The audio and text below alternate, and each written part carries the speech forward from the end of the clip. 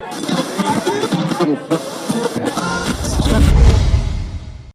I think smart kid, conscientious, and I think firstborn stuff. Whereas my son, he lives in a different space, high octane, high energy. Yeah, look, I think it's inevitable just when you are absent that there's, I want to call it a gap, but I think the responsibility is when you are home is to fill that gap, is to fill the cup.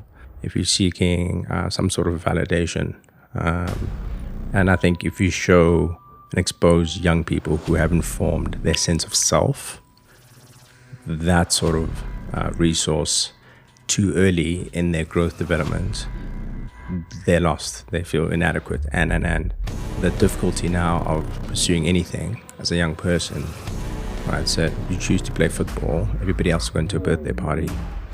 Before, you wouldn't realize what you'd lost out on. Yeah. Today, all your friends have posted online. Yeah. So immediately, the impact of missing this thing is far greater. It's amplified. It's like when you're young, your parents are like, hey, enjoy being a student. And you're like, I have no money. I don't have no autonomy. And then you become a parent. You're like, ooh, youth is wasted on youth, right? That's what they say. No, I'm saying it.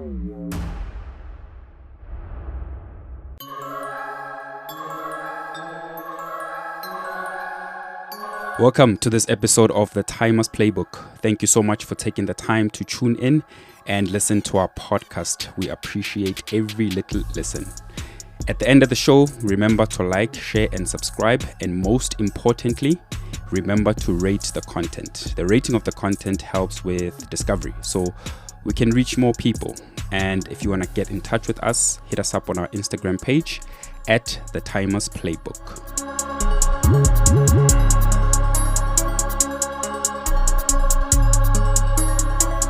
On today's episode, it's for Moabi. Moabi, what's your surname? Malebye. Okay. Malebye. I've been trying to get hold of this guy for a hot minute now. I think it's months. In my head, it feels like a year. It could be a year. Ne? Yeah. You've been busy. Yeah. Yeah. How you doing? No, good. Really grateful, thriving. I wish I had more time in the day, but that's not how this works. So it's just priorities. Yeah. Yeah. What do you do? What keeps you so busy? Well, run a travel company, and we obviously in the schooling space primarily. So as you can imagine, there's a lot of preparation that's involved. There's obviously a lot of sort of risk management because you are traveling with other people's kids, and it's not just trips to Cape Town. You're taking people's kids to, Europe, United States. So yeah, I think there's a high duty of care, which is expected, and it should be. And yeah, there's a lot of details in ensuring that things work smoothly. There's obviously a lot of relationships between us and suppliers that need to be managed because ultimately you're responsible. And I call it the no mistake space because when people's kids are in the equation, you really don't have space to make mistakes. Yeah. And these are typically sports and cultural tours or? Yeah, there's both, but we've primarily done sports because that's where we started, but we're definitely moving into the cultural space. They're different technically to execute. Sports is definitely harder because you always need someone else to be available, whereas cultural tours, the museum's open on a Tuesday or it's not. So you probably have more autonomy in terms of planning. For those type of experiences. Okay. All right. And how's business generally? Is it? Yeah. Look, I think like everyone, COVID was, enlightening. Obviously for our industry, you literally went down to zero, like you stopped. I think this year, definitely traffic's picked up. I think this year it's the highest level of travel that's ever been undertaken, sort of globally. You can see that here. I think the only part of that process if I could change it, I would just be what it costs people to travel, just to even fly to Cape Town. 2 hours from here, fly to Durban. everything in that space is just so much more expensive. Okay. And tell me about your kids. You got a young man full of energy, a young lady. My experience with her, she seems to be the quiet one, but could be different at home. So just tell me about their personalities and the kind of people they are. Yeah, Zoe's 12. I think she is a bit more chilled. I think that's very much her nature. I think smart kid, conscientious, and I think firstborn stuff, you grew up around parents, so your parents speak to you like an adult sometimes, and like you can reason, talk to her. Whereas my son, he lives in a different space, high octane, high energy, look, super, super fun kid, loves being outdoors, has a lot of empathy. You see him play with like little kids. He's amazing with little kids. Just that recognition that this is a smaller person. So for me, I think being able to see sort of kindness in their behavior is important. Of course, with kids, sometimes they're not kind, and it's part of the process. And like those are teachable moments. Yeah. When I was driving here, I was thinking that it took us a while to get this interview, right? So you travel a lot. Well, I've had to. You've had to, yeah. Yeah. How's that impacted your relationship with the kids? Yeah, look, I think it's inevitable just when you are absent that there's, I want to call it a gap, but I think the responsibility is when you are home is to fill that gap, is to fill the cup, so that when you are away, it doesn't feel like a deficit, so to speak. So I always say you want to leave with a positive bank balance on the trips, so that you still have some credits when you come back home instead of leaving on a negative balance. But I think kids, they adjust, and I think for me, what's important is what we do when we're all here. Yeah. Okay. And when you are away, like, do they reach out now and then, and they're like, we miss you, Dad, or have they gone into a place where now they understand that's okay? No, I think they understand, but we make an effort to call, like, because both Kim and I travel. Yeah. So obviously Zoe's got a phone, so with her it's easier to send a message. And then, when you can get a call in, you get both of them. And it's always nice to connect and chat, and sometimes just send photos of wherever it is you are, and share a little bit of like where you are. I think the belief is every time I'm away, like I'm having an absolute ball. I'm on holiday, but there's some particularly work trips where you are somewhere, you're working all the time, and you don't really have the moments that a regular traveler would have to enjoy a certain place. And it's not to say that it's terrible. It's just, it's not what people perceive it to be when you say, oh, I was in Europe for 3 days. I went to 7 meetings, because that's kind of my approach now. If I have to be somewhere for work, I want to stack the meetings back to back, so I can get in and then get out. I don't want to stay an extra 2 days if I don't need to, because again, those are 2 days I'd rather have at home. And it's tough. I used to be super excited about flying, but I think my body doesn't enjoy sitting in seats anymore. So I actually sleep most of the time. I get on window, maybe I watch something, and just pass out. And it's planned. I eat before, use the bathroom before. So the sleep is not disturbed throughout the flight? I try. As far as you can? As far as I can, yeah. Okay. You mentioned something interesting. So Zoe's got a phone. She's 12. Nico doesn't. No. What informed that decision?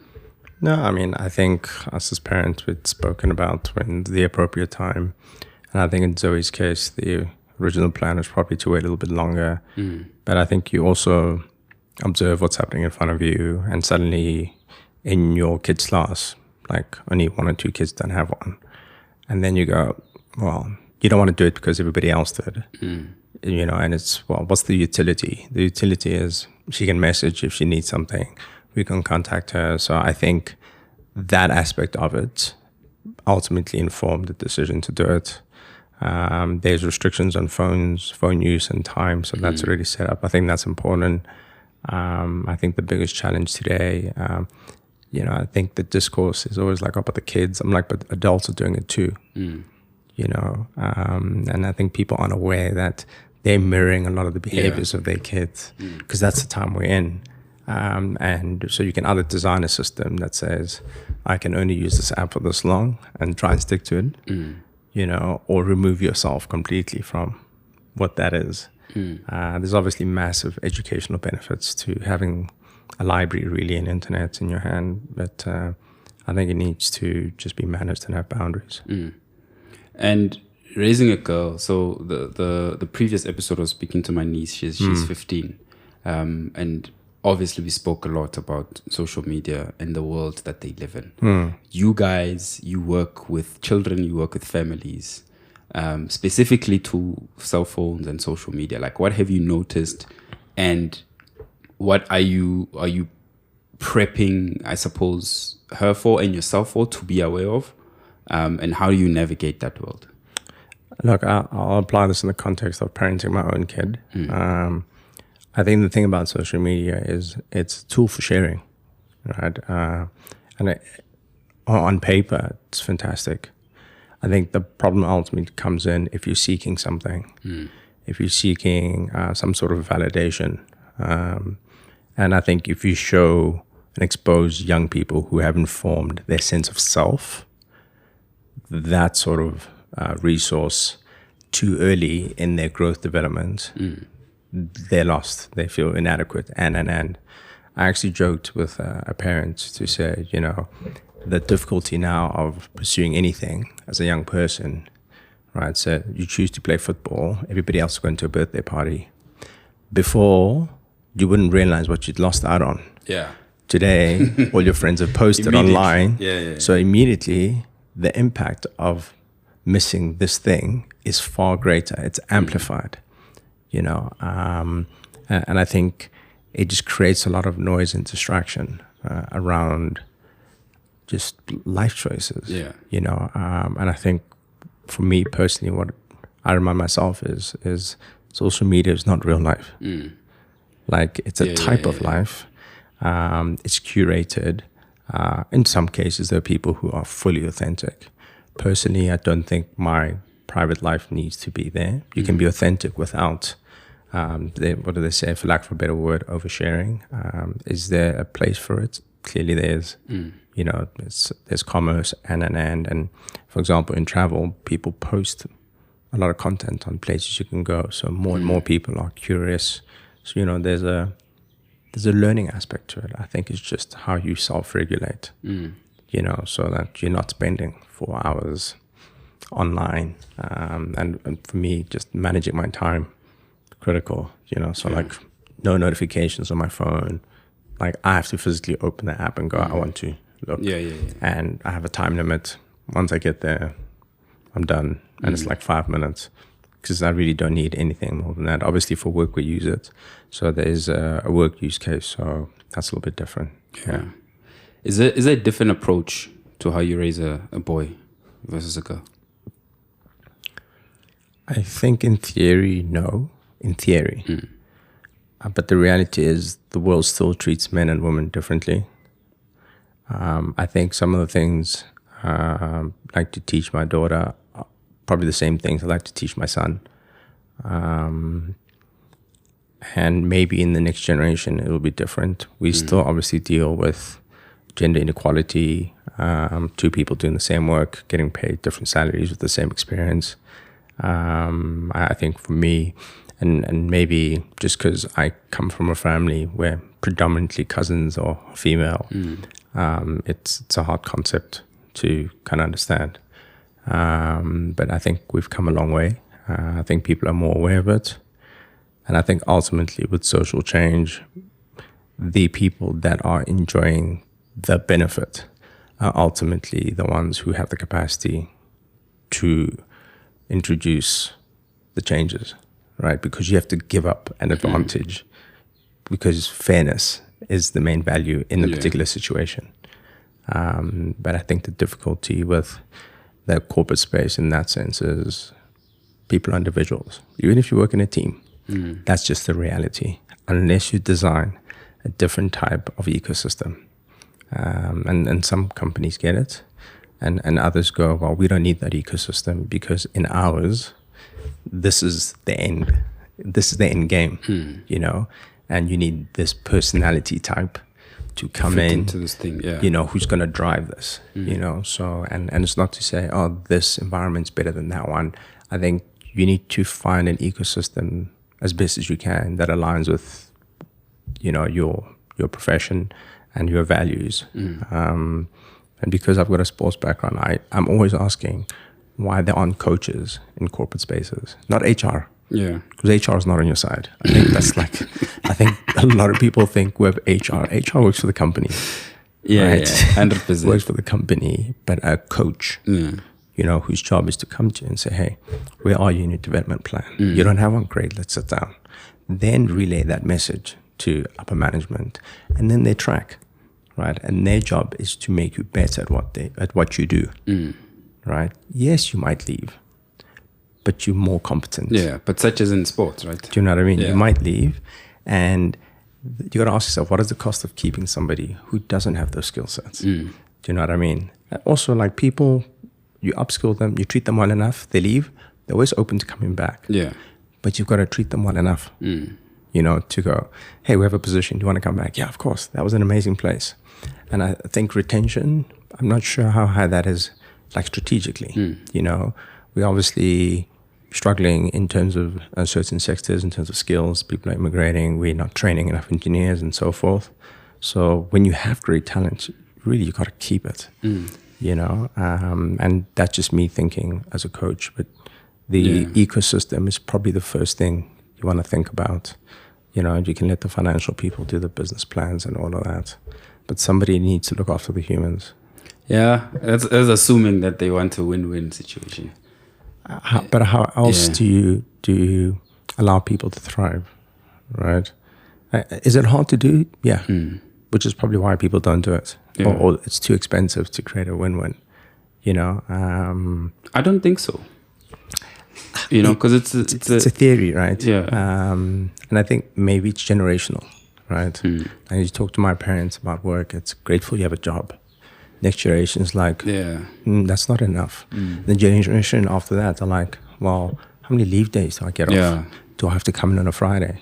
Do I have to come in at all? Do I have to come in at all? Yeah. And all of a sudden, you know, and I think that's why in leadership, succession is important, but you need to get the next group in so you can hear how they're thinking, you know.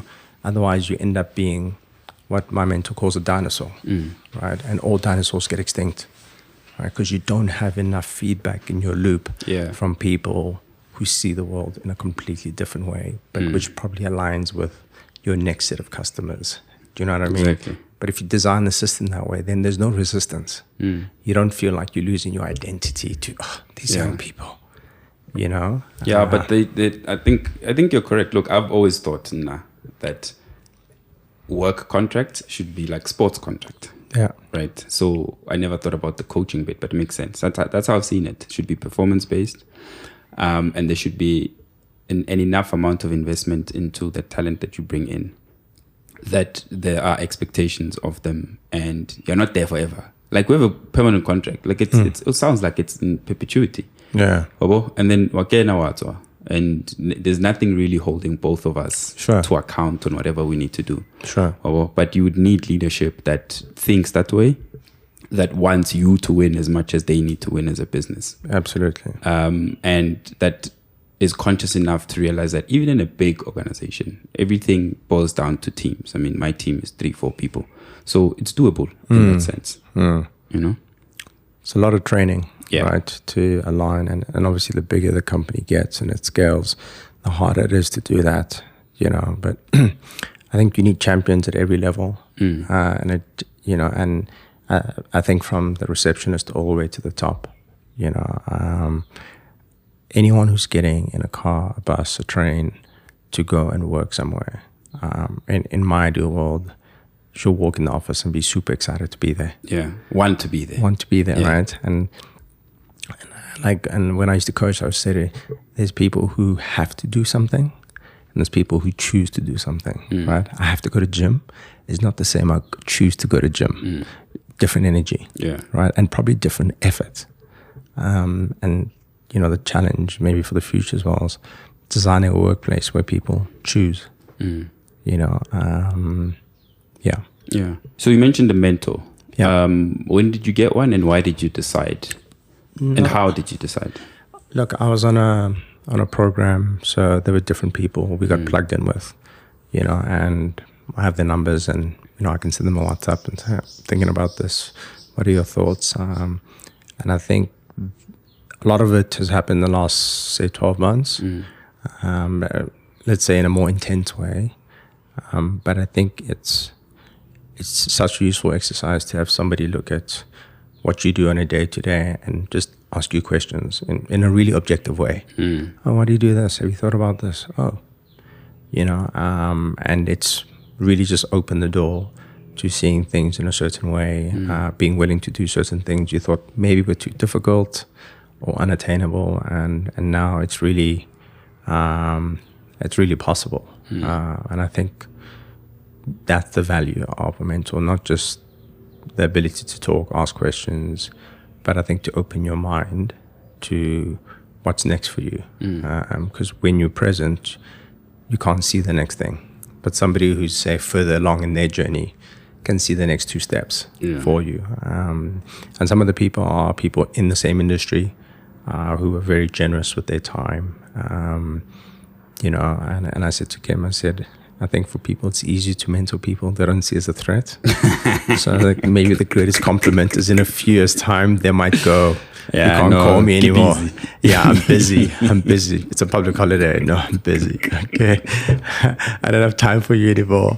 And I was like, hey, maybe that's the goal. Yeah. Where ultimately it's, hey, you don't need me anymore. You figured it out. And I'm like, well, that's also a compliment to your mentorship. Yeah. So was this you said it's a program, right? Yeah. You weren't consciously looking for a mentor? No, it's something that was always in the pipeline. And then I applied to be on this program, you do an interview. And then once you get in, you get a mentor as well, but you got to produce stuff monthly. And then they showed me and exposed me to another program. It's actually run by like CAs.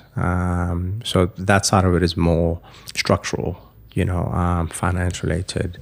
But, we have these sort of chats as well. And I think to get both sort of running at the same time, the other guy is a marketing guy who'd been like a GM of multiple travel companies.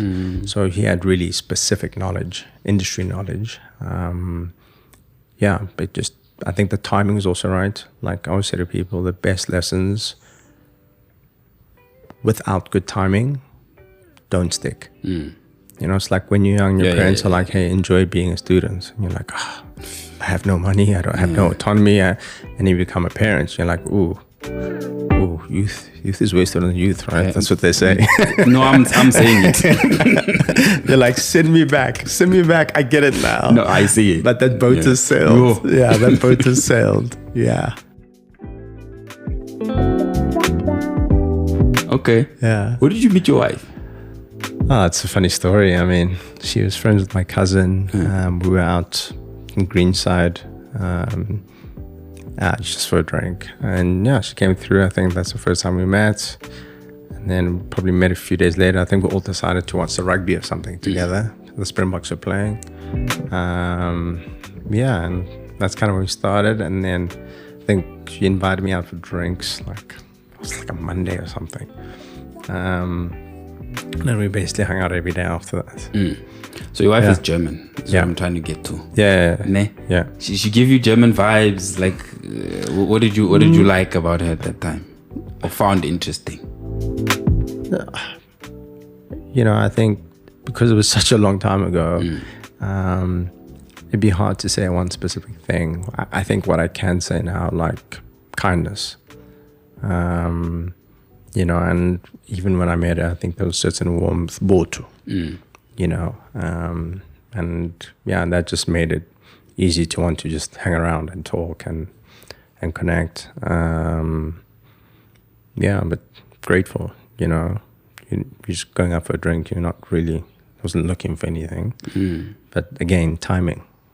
you can meet an amazing person, but you're not ready, and so forth. And I think probably the biggest compliment to her is that I've matured a lot since meeting her.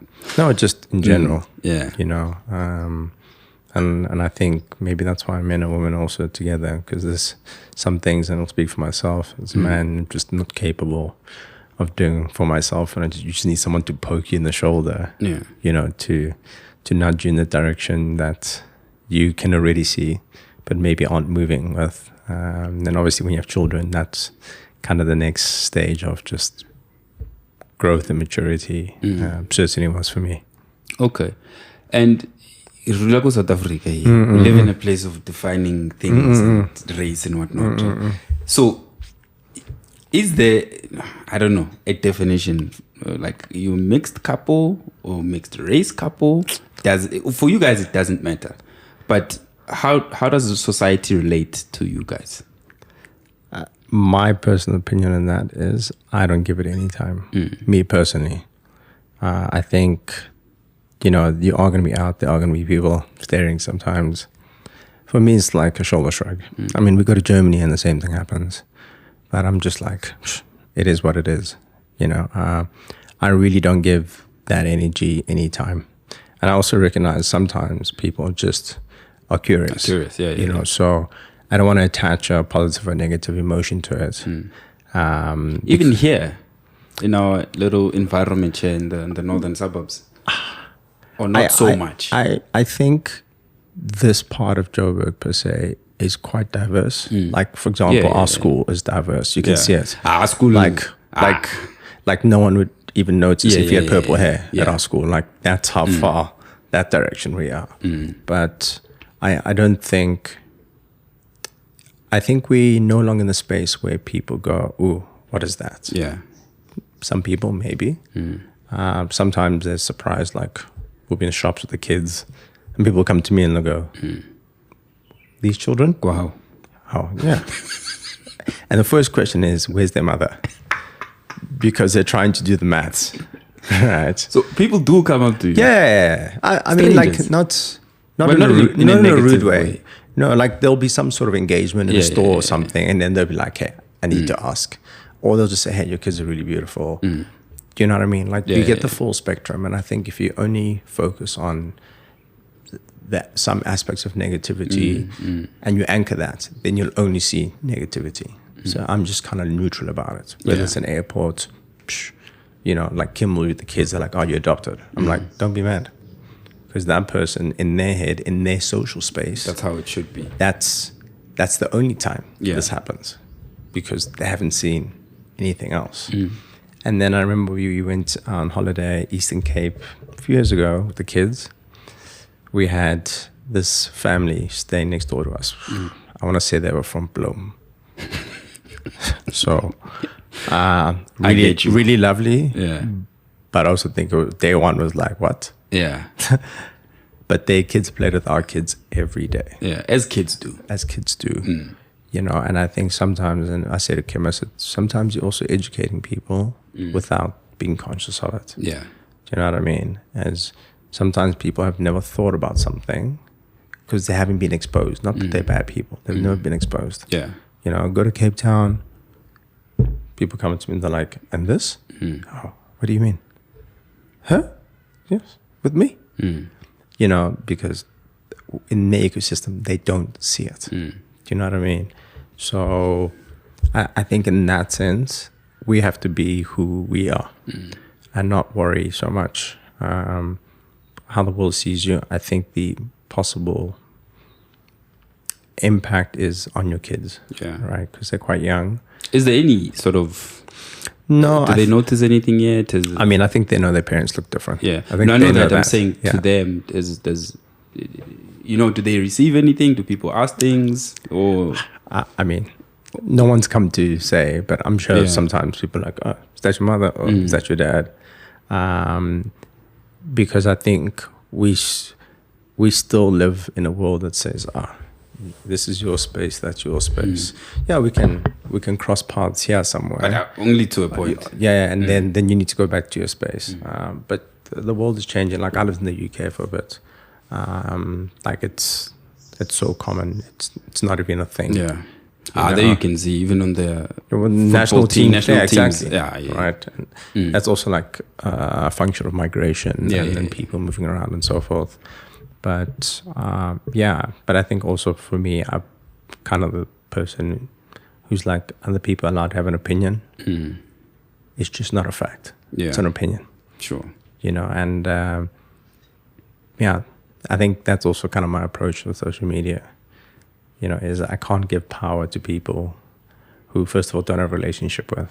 You don't know these people. I don't know these people. If there are people like that. Correct. You're allowed to express your opinions. It's a democratic country, but it's not going to be something that's going to weigh me down because we live in a time where we have a lot of keyboard warriors, and I think we've kind of lost the capacity to go, is this appropriate? Should I say this? Yeah. Like the filters off. It's just more important to get things off your chest. And for me, whenever I hear that, I'm like, if you get something off your chest and you burn the bridge, you failed. Right? Because getting something off your chest should bring you closer to whoever you're talking to. Yeah. But burning the bridge, you've done it the wrong way. So, yeah, but that's also because that's my personal approach. Other people need to shout, scream, and they feel better about it. Yeah. Like, I don't really need that. Okay. Yeah. It's interesting that about the German school. Before I went there, I thought it was down the line. I thought there would be white Germans. Yeah. And then us black people. Yeah. My first day, I think there was a lady. She's from Kenya. The husband is German. Yeah. First day, I had to double take. Yeah, I was like, oh shit, this is not what I thought. Yeah. And now, if you're in that environment, you'd almost take it for granted because it's so normal now, right? Yeah. Like, at our school. There's people from Soweto, husband is from Norway or whatever. Like it's the United Nations. Yeah, it's how the world is. Yeah. Right. Now it's become normal for me. Yeah. Anything else would be different. So I would take that for granted. Like if I had to go somewhere and then I meet a couple or whomever who's still like, yeah. But you're correct. It's exposure, right? Yeah, conditioning. Yeah. Because you see it every day. Your kids, we go to, parent meetings and like literally there's 12 nationalities. Every sort of connection that you can think of exists at that school. Yeah. And I think for me, that's a big thing for us, is that all the kids just like, I'm just a kid. Do you know what I mean? Whereas maybe in other spaces you define yourself slightly differently. The reality is when they do leave the German school, those aren't the rules of the world, and so they need to learn those too. But it's cool because I think they know that you can define whatever world you want, right? And it doesn't have to be one way or the other. Yeah. How's your relationship with your dad? Look, we talk. I think, my dad, he had quite a tough dad. So I think his playbook, that was the playbook. Yeah. And I think what I remember as a young kid was just preparing you. Do you know what I mean? Yeah. Like that's the end goal. Like if I've done that, I've done my job. And when I chat to my cousins, one of my cousins once said, that every generation kind of raises you to their capacity. Yep. So if there's holes in it, the next generation, yours is to add another layer so that your kids can add another layer.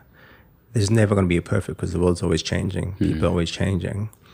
But you're supposed to ideally, inverted commas, improve. And I think all that is adjust to the world you live in now. Because the world they grew up in was very different. So that's always kind of been the MO. I think with more, probably 15 years, definitely better because you're also an adult. And so what you're saying, you understand more now where he was coming from? Yeah, absolutely. I think also becoming a parent, you're like, I get it. And I think, we definitely are able to have more chats. I don't want to say as equals because, it's always my father. Yeah. But we can definitely have more conversations. And then I think the one thing when we do chat about our parents is we need to be mindful to not demonize people. Yeah. Because someone who grew up in the 70s has a very different sense of parenting than someone who grew up in the 90s. And both my parents came from fairly big families. Like, I think my dad's side was at 5 kids. My mom's side, 4 kids. But completely different people. Both youngest in their families, favorite child in their families. And I think with time, you just recognize that someone did the best that they could. I think with what they had. With what they had, yeah. And my dad was big on education. Like that was these things like, if you go to school, you have a chance. Yeah. What did he do? My dad was an accountant. Yeah, I did a couple of summers with him. Then I realized it's not for you, this thing. No, I don't like Excel as much as he does. But was he involved, or was he in the home? Yeah. But I also went to boarding school, right? Oh, okay. So, because he went to boarding school, so like he was things like, hey, boarding school, you have 2 sisters. It's almost I went to an all-boys school. I was at a co-ed school initially for like 2 years, and then I've only been to boys' school since like age 8, 9. So I was in boarding school pretty much from the first time you were able to go, like standard 2, all the way to matric. So you come home some weekends because you have sports, and then obviously the holidays. I had 2 sisters,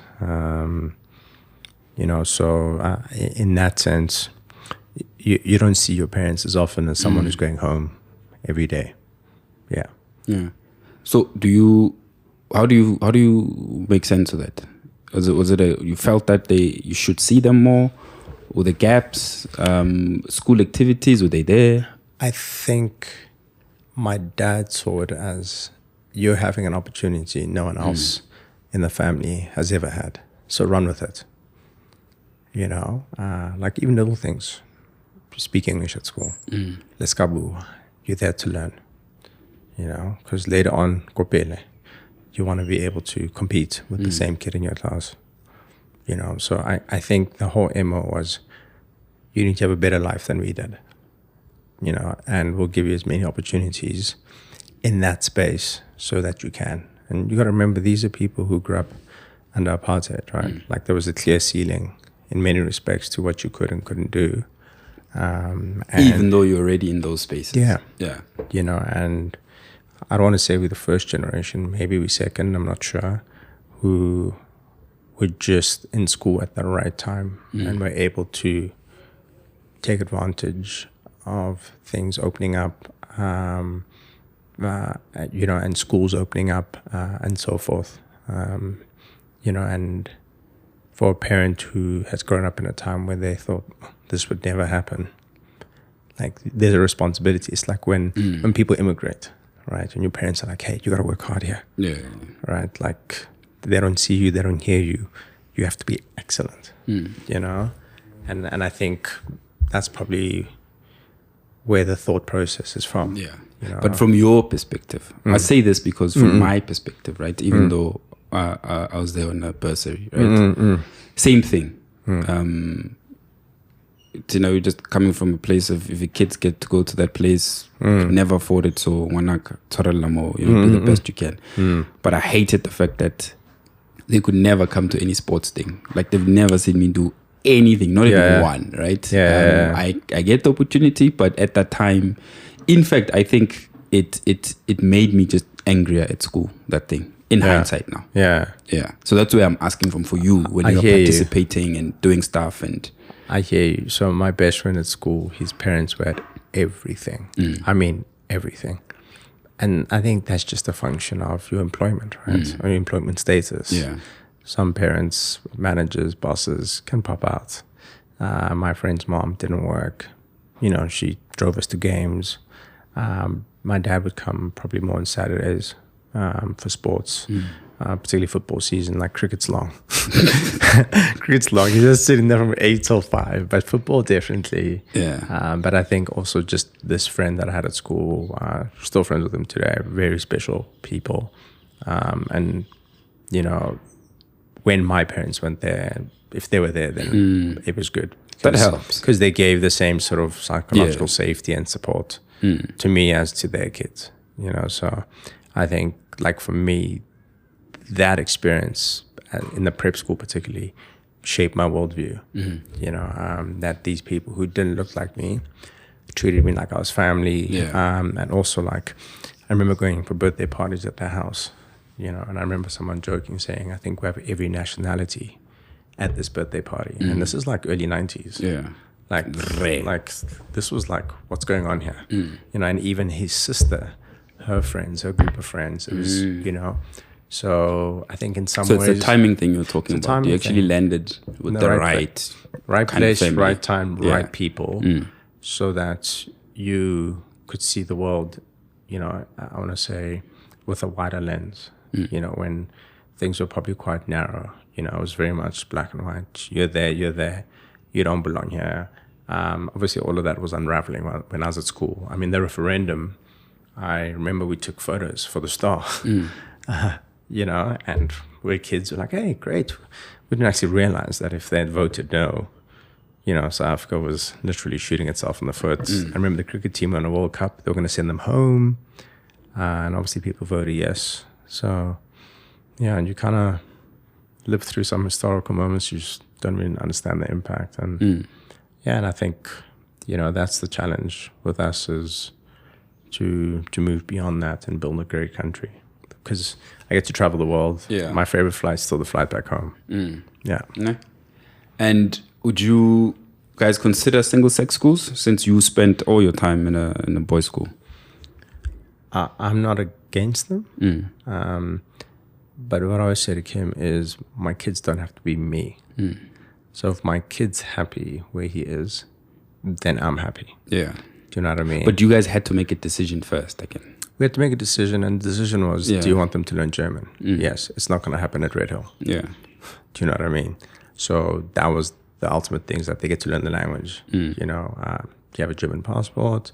Also, long term, you have the capacity to work in the EU. You should probably learn the language. And I think then you just observe, you know, if someone's changing, if they need to be in a different environment, because it is different. You know, single-sex schools are different. But I think the ecosystem we're in now, it seems for both my kids that they're happy. And, you know, there's no need to look elsewhere until maybe there's a problem. Or just any idea that, hey, this no longer works for us. So my eldest boy, Ish, in Donalea, Dona ratong latela jo. He wants to go to Saints. Hey man, like, and it's my doing. I'm the parent, because they play football there. And he's always wanted to at least understand my life. You know, and now it's become a thing now, where he's always like, how come I don't go to school with these kids that I play football with? I want to go to your school, Dad. And same with you. I'm not anti it. But being from both worlds, I see so much more benefit for them long term on the other side, which is the German school. But yeah, I guess we'll cross that boat. But yeah, I'm less inclined nowadays to send them to a single sex school. Except for the sports. Look, I think that's probably the one thing I had to let go of. And that's why we find clubs. Clubs, you know, because, you know, to me, it's a hard sell to move a kid because the school has better sports. And then maybe the teaching style and the nurturing is not the same. Do you know what I mean? I think every parent, family needs to kind of make an assessment. You know, like there are kids who are like, you're going to Saints. You're going to thrive there because of the character you are. Do you know what I mean? German school, good for you. But now, you know, and there's others you go, nah, this kid stays here. This is, you know, and I think part of it's obviously a conversation with your kid. It's hard to project when you're talking about children and so forth. It'd be cool to be able to send them to Saints for a week. you know, and he goes to classes and he sits in, he goes to PE, he does this, and then comes home and goes, I'm good. Okay, I'm good. Or, hey, this is the place for me. But yeah, I don't think schools work like that. So I think first you give them a deposit, and then you'll find out after. Then you find out later. Yeah, maybe even. Well, No, I'd be more inclined to send them to a creative kind of environment. Yeah. If there were creative environments that also offer other things, you know, whether it's the type of education, sports, also nurturing, but I found them to be very singular. Yeah. In their approach. Like I have a lot of guys that went to the National School of Arts, right? But they didn't do anything else other than the arts. You know? And some of them have done very well. But they didn't give me that rounded education that I think the other schools give, you know. But the creative bit, I don't get from a lot of these schools, you know. And my smaller son, he very similar personality to Nico, very, very similar. And as soon as one boxer, our boys are like, guy, you know, I want to go that way, absolutely. And then once they do that, the schools generally in their structures struggle to manage kids like that, but they're still young, so yeah. I think the thing about school is it's a system designed to get as many kids through the funnel. Yeah. Right. So any kid that doesn't quite fit in like a puzzle is problematic in the sense that either we're not skilled or equipped to handle. I think our school's got some resources in that sense. But I think ultimately schools choose their positioning. Like, what do we represent? Are we academic? Are we this? Are we that? I think the top schools have, I want to say, also resources to offer more. Do you know what I mean? You want to play music, great. Academics, you want to play sports. There's obviously like a financial cost to that. And if you're not in that space, you have to choose something. You know, we're a sports school, we're academic. Well, all schools are academic, so there's no running away. There's no running away from that. Do you know what I mean? But I think there's the value in sports, and you know, an unpopular opinion isn't the winning, because I know in South Africa, and it's always the result. It's actually what you learn from being in a group of people, the EQ, social skills, having the capacity to win and start from zero on a Monday, having the capacity to lose and start from zero on a Monday, with the same sort of enthusiasm, learning how to navigate mistakes, emotions, frustrations, and kind of be nurtured. Like, you're not going to learn that in a classroom, which is why a lot of people who do well at sports end up doing really well at work, because it's the EQ side of it. Do you know what I mean? That's critical. You can't learn in a classroom. Should we have some psychology classes? Probably. Should most people have to do something psychology based? Accountant, doctor, whatever? Yes, because you're dealing with people in all those spheres. At least until AI takes over. But yeah. Cool. Give me your top 3 parenting tips that we add to the playbook. Sure. There might be some things on this list that I don't particularly do well myself. I think the ability to pause and listen, even when a human is frustrated, not listening. I think that's a big one. So we laugh now. We're like, tell me more. Because it's so disarming, de-escalating without de-escalating. Yeah. But sometimes you go, stop it. I'm like, no, I really want to listen. I really want to listen. Even though inside you might be feeling otherwise. I think that's a big one. So even when they're going, so the big question now is what was the question? Who would win in a fight between a tiger and a bear? Who's stronger, Superman or the Hulk? Yeah. And now, okay, I'm going to be like, okay, my boy, tell me more. Who do you think? Yeah. Okay, cool. So listen. Yeah. So I think that's the first one. So I didn't grow up in a household where there's a lot of physical touch, hugs and stuff. I had to learn that from Kim, funny enough. So I think that for me is like a very conscious act, just to connect with your kids and just affection. I think I had to learn that as an adult because I didn't really feel like I had it. The one person who I really think I had it was my grandmother. Yeah. You know, because I used to be left there as a kid. So she was like everything. Same, Baba. You know? Yeah. And yeah, it's weird. Like you can have that relationship with your gran and have a slightly different relationship with your own parents. We were raised by our grand. So in that time, Kokasi, same here. My gran, Yeah. And I'm trying, because she passed away when I was really young, I'm trying not to forget her. But my mother was always working. So she was there. Which is fair. That's how it was. Which is fair. I think the affection piece is second. And actually, it's weird, I think, because, I used to coach quite a bit and stuff. I think when I had kids, I became a better coach. Because you start to go, how would I want someone else to coach my kids, nurture my kids?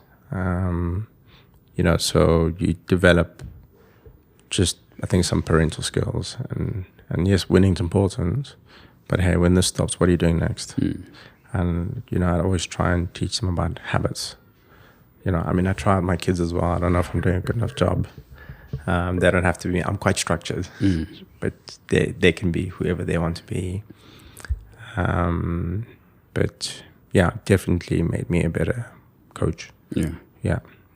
And the third one, I think flexibility.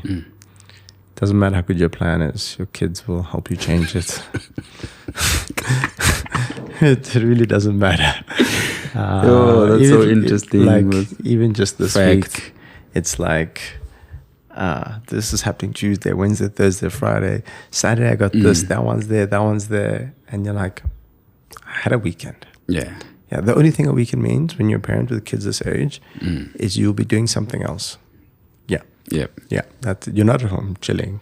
No, you're doing something else. No, I hear that. Yeah. So for context, we were doing this interview. What time did I get you? About just after 7 a.m. Yeah. And I was telling them yesterday, boss, I have to leave early today. Yeah. I must get on the bus. I gotta get to work. Yeah. But before we're leaving, the shoes aren't on. The sweater's nowhere. Standard. Where's your water bottle? I don't know. I'm like, boss, but we spoke about this, that today is a tough morning. No, I hear that, man. I think, what you realize in those moments, like once it's done, is actually you're stressing about something that wasn't all that important. And I think that perspective, great with kids, because they're like, oh, what are you stressing about? No water bottle. Yeah, but you're going outside. Oh, okay. They're still in that. I don't fully understand consequences. And there's a beauty to that, just learn to be more flexible. I don't like being late in general for me. So I think I get stressed because my MO is always be early. And then you have kids, you're like, oh, actually, nothing happened. We're 5 minutes late for this thing. But we're okay. Relax. we're okay. Obviously there's moments you're like, hey, guys, this one.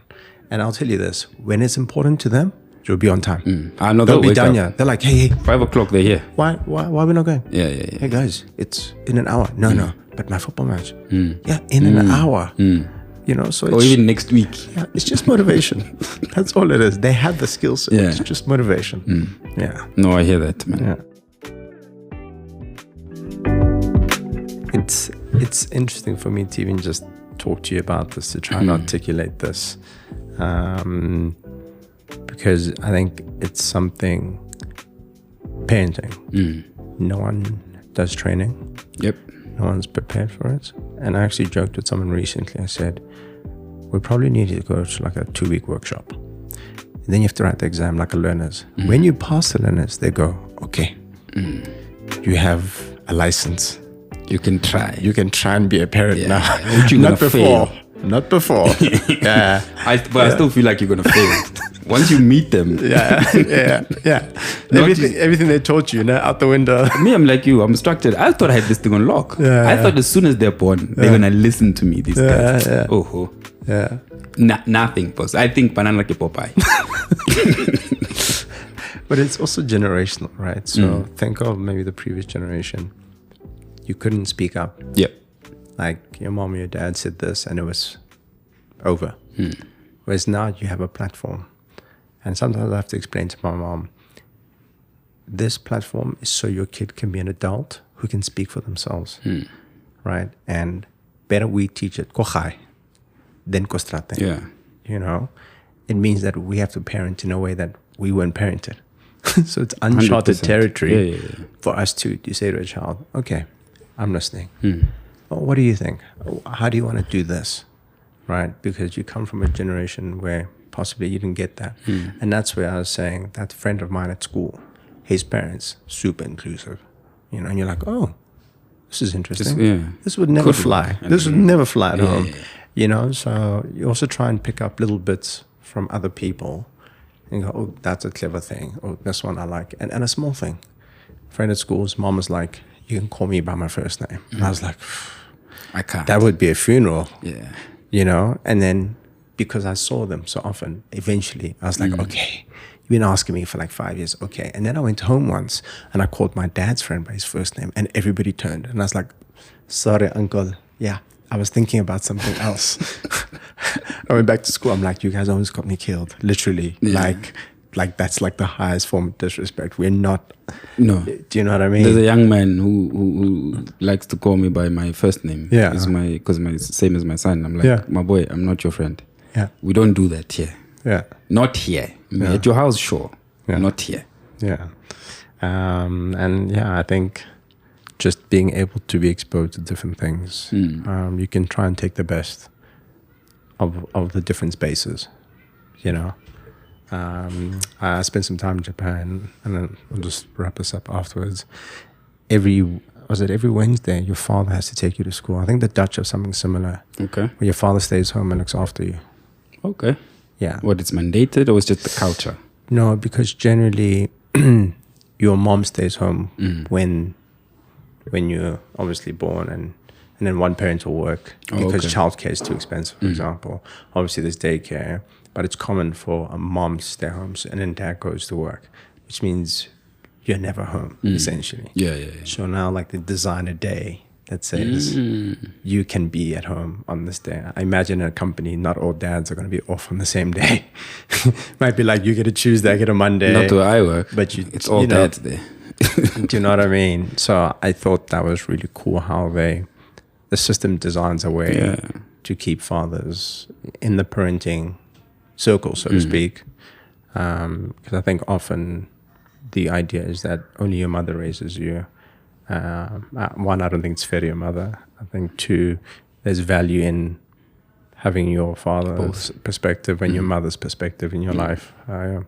And also kids respond differently. Like I can speak to my daughter about certain things, and there's other things she'll never talk to me about, so chat to her mom, and vice versa. There's definitely a male and female dynamic, a personality dynamic. Yep. And that's, I think that's where being a single parent is super hard, because you got to wear all the hats alone. Yeah. Yeah. Cool, brother. Thank you, man. Appreciate your time. No, thank you. Thanks for the invite. And yeah, keep up the work. I'm gonna jump on and hear some of the other episodes that I've missed. Perfect. Yeah. Sure. Yo, that was it, man. Let's see here.